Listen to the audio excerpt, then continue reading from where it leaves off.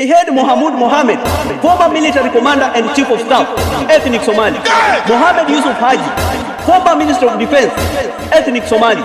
Nurdin Haji, current director of public prosecution in Kenya, ethnic Somali. Adam Duale Bare, minister of defense, CS defense in Kenya, ethnic Somali. Mohammed Hussein Ali, former inspector general of police, ethnic Somali. Mahat Somali, high court lawyer, ethnic Somali. Umi Bashir, high court lawyer, ethnic Somali. Abdul Nasir Abdullahi, high court lawyer, ethnic Somali. Amina Jawahir Mohammed, former minister of education, CS education, ethnic Somali. And this one is special. Junet Mohammed, this one is a member of parliament who contested in a very unlikely place, a place where there are only Luo speaking people, but he won, ethnic Somali.